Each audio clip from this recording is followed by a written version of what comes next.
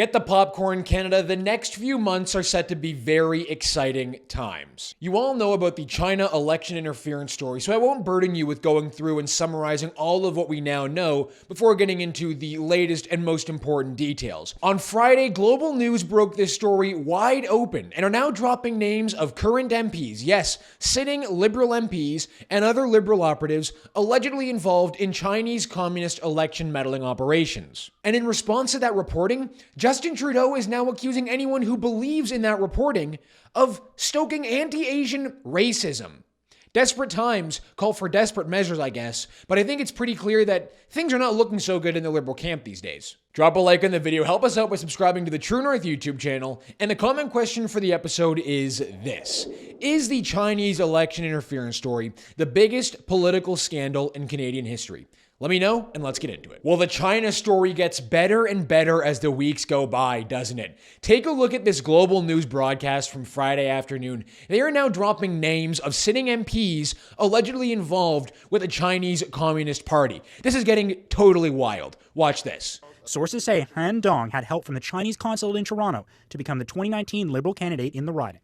Through a combination of CSIS documents and intelligence sources, Global News has learned the consulate allegedly sent 2 busloads of Chinese Canadian seniors to the Don Valley North Liberal nomination meeting, and those seniors knew who to vote for because Don's name was written on their arm. Sources also say CSIS suspected that Chinese international students with faked addresses were bussed in and told by the PRC consulate to support their preferred candidate if they wanted to maintain their student visa status. Dong denied allegations he was helped by Beijing, calling them false accusations that slander me and the community I represent. And when asked by a CBC journalist to clarify whether or not he had been warned about Han Dong's 2019 candidacy in Don Valley North, Justin Trudeau responded by saying that believing in this story, accusing Han Dong of being involved in the Chinese Communist election interference operation is feeding into anti-Asian racism. It's the kind of stuff you can't make up. Just a follow-up on that question on CSIS and Han Dong. Are you saying that they didn't warn you, or were you warned and you chose to dismiss it for those reasons? Just wanted some clarification. Once again, one of the things we've seen, unfortunately, over the past years is a rise in anti-Asian racism linked to the pandemic, and concerns being arisen around people's loyalties. I want to make everyone understand fully that Han Dong is an outstanding member of our team, and suggestions that he is somehow not loyal to Canada should not be entertained. It's important to also note, for the record, that everyone involved in this story, Han Dong, the Liberal Party of Canada, the Prime Minister's office, everyone accused of wrongdoing in this story vehemently deny the allegations. Han Dong followed that up with an official statement denying the allegations. He writes that he rejects the insinuations in media reporting that allege he has played a role in offshore interference in these processes and will defend himself vigorously against such inaccurate and irresponsible claims that come from an unverified and anonymous source. Now, Don Valley North is the definition of a safe Liberal seat. The Liberals could have nominated a golden retriever, and the dog would have beat the Conservative challenger. So why then did the Liberals go forward with Han Dong's nomination if they were going to win the seat anyways?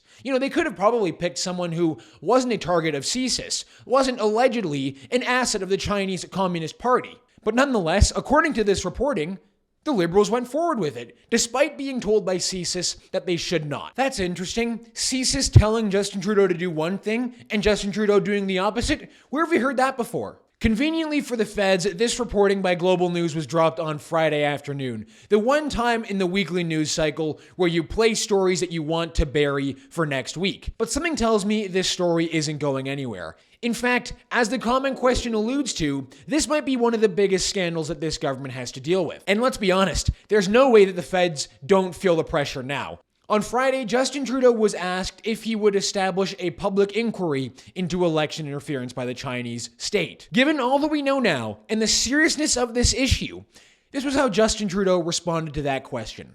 Will you establish a public inquiry into Chinese interference in the past 2 elections as called for by the former electoral officer, Jean-Pierre Kingsley? I think it is a very good thing the Canadians are understanding how serious it is that China and other countries are continuing to try to destabilize and influence our democracies and our institutions.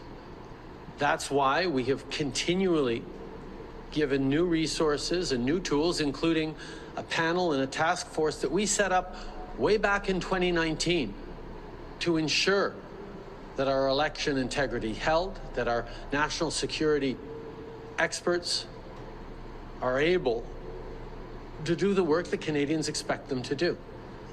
We welcome the work that committees are doing.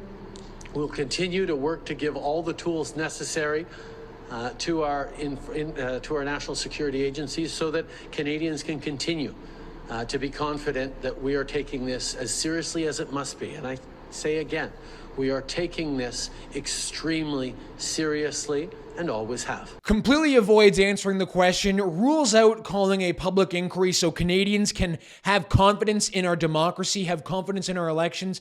No, he doesn't really care about it at all, it appears. After all, we know Justin Trudeau's stance on China. His favorite country, the country he most admires, is the great People's Republic of China. There's a level of admiration I actually have for China.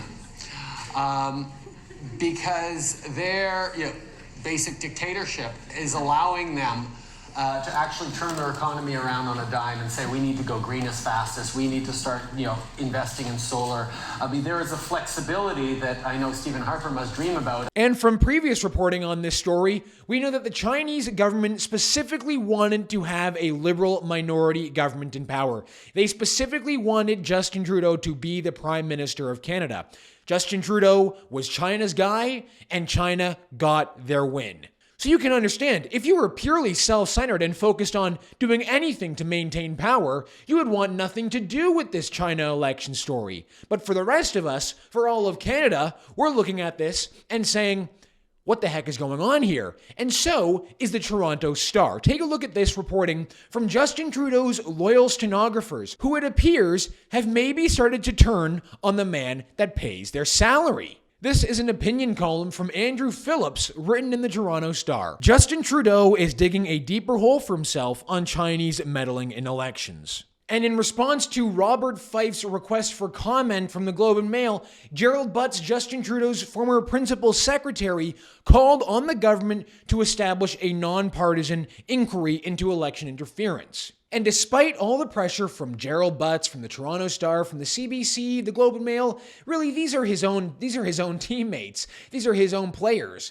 Despite the pressure from them, he still is refusing to call an inquiry into Chinese election interference. Han Dong is the first name to drop accused of being involved in election interference from the Chinese state, but who else will be name dropped? We know from reporting that 11 candidates in the GTA alone were targeted by the CCP for election interference.